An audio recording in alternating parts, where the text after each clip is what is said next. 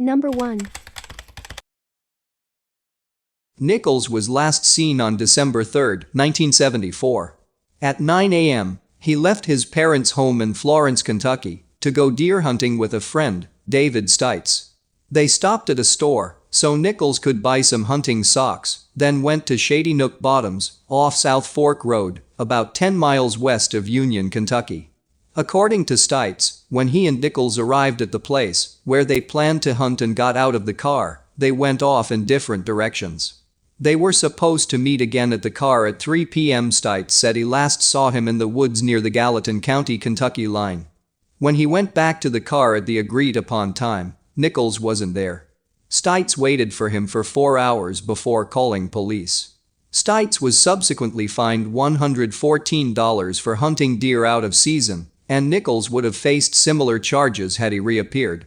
Nichols was on probation for a drug charge at the time of his disappearance, and a warrant was issued for his arrest after he missed a meeting with his probation officer after he went missing. Authorities do not believe Nichols left of his own accord or suffered an accident while hunting. They think he was probably the victim of a homicide. His case remains unsolved. Number 2. Nolan was last seen in late November 1976 in Harlan, Kentucky. She was accompanied by her estranged husband at the time of her disappearance, and they were en route to Chicago, Illinois. According to her husband, they got separated during the journey. Nolan never arrived in Chicago and has never been heard from again. She was reported missing by her brother on November 28. Nolan had a troubled marriage prior to her disappearance. She separated from her husband shortly before the last of her 4 children was born and moved from her husband's home in Chicago to Kentucky, where she grew up.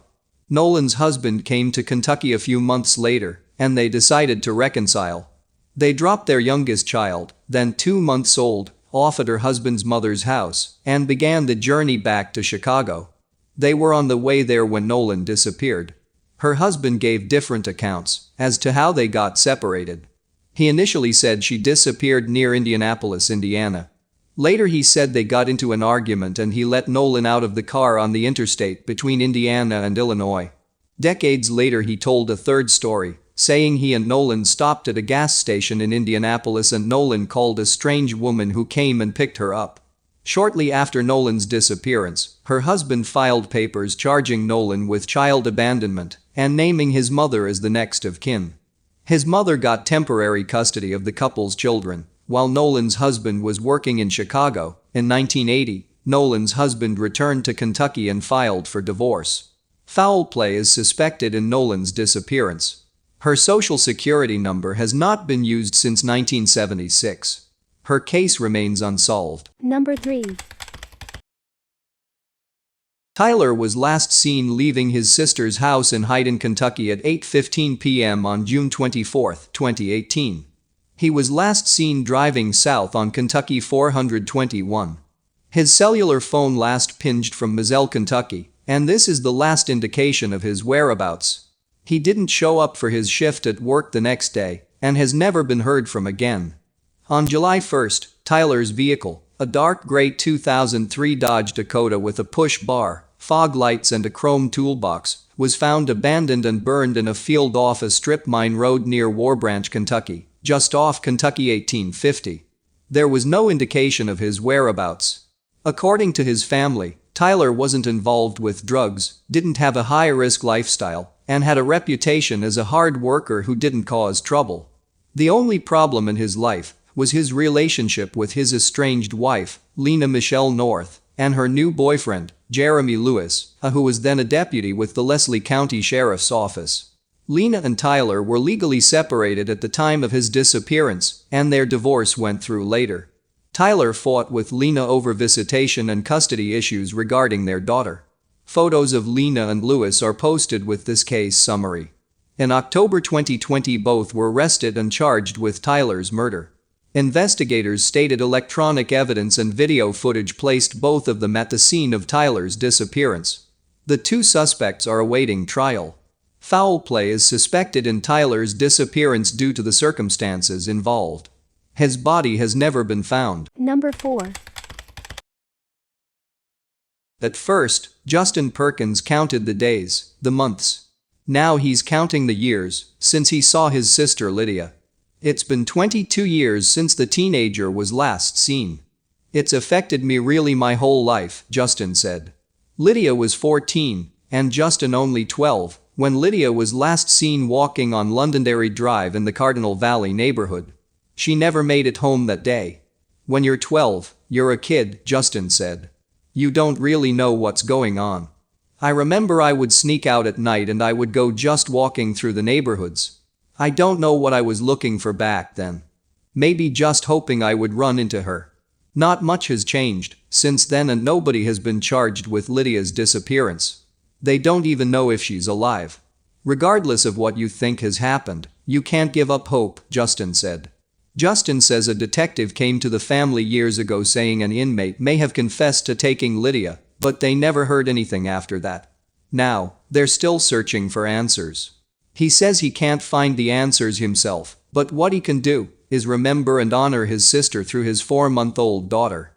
She's got the same middle name as her, Justin said. My sister's middle name is Ann, and her name is Anna J. Lynn. He's hoping other people remember Lydia too, and that someone will come forward.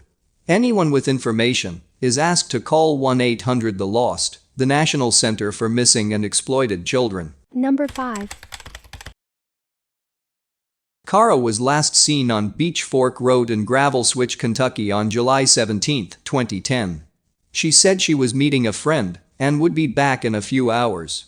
At 2 a.m. on July 18, she spoke on the phone with her mother and said she'd been home shortly. She never arrived home and never showed up for work later that morning. She has never been heard from again. The car Cara was driving, a silver 2009 Pontiac G6 with the Kentucky license plate number 381 LA, was found abandoned on Bluegrass Parkway, westbound, on July 25. It had 3/4 of a tank of gas and the windows were rolled down.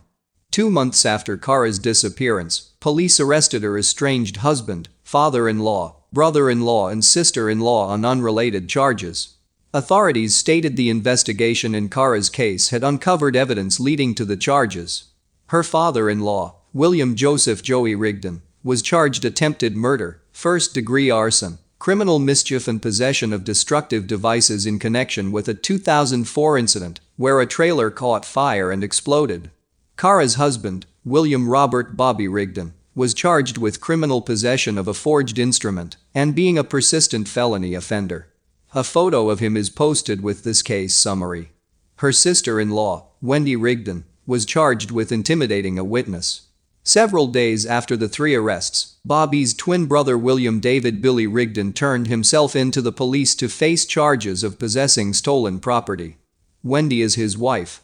Bobby and his twin brother William Billy Rigdon were already facing charges in another case at the time of their September 2010 arrests. In 2005, they allegedly kidnapped a teenage girl whose family lived in the trailer Joey allegedly blew up the following year. The Rigdon family were well known to the police and had been jailed several times. Following the arrests, police began excavating Joey's property on Sulphur Springs Road. In 2012, Bobby shot and killed Wendell Gleason Piles at Piles' place of work in Columbia, Kentucky. The prosecution theorized that Bobby, a member of a local motorcycle club, killed Piles, a former member of the same club, at the behest of the club's president, David Soliers, and to show his commitment to the club. Witnesses testified that Piles had borrowed money from Soliers and not repaid it. Soliers wanted Piles dead, but couldn't commit the crime himself because he was partially paralyzed from a prior stroke, so he asked Bobby to do it. DNA from a cigarette butt found at the crime scene was matched to Bobby. Soliers was convicted of complicity to murder in 2014 and sentenced to 20 years in prison. In 2015, Bobby was convicted of murder and sentenced to 38 years in prison. Cara and Bobby had divorced in 2003, then reconciled in December 2009.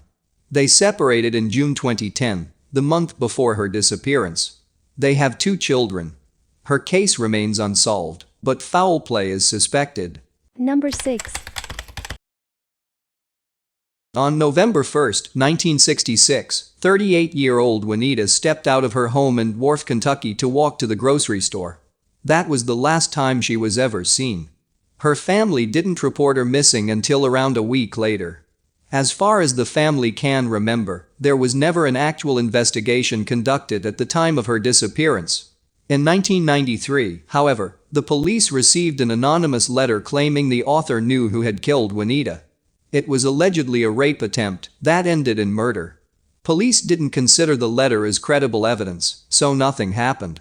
In 2012, Juanita's brother got a phone call. A lady claiming she knew the location of Juanita's body. She told him the whereabouts of a specific well in Rowdy, Kentucky.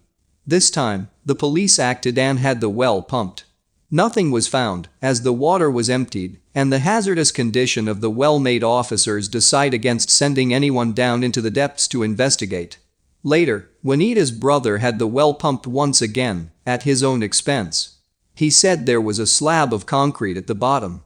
Thankfully, her case was officially reopened in 2012, with detectives actively seeking after leads. To this day, though, no charges have been filed. The person the family believes is responsible is deceased. At this point, though, all they want is to locate their sister's remains so they can give her a proper burial. If you have any information, please contact the Kentucky State Police at 606-435-6069.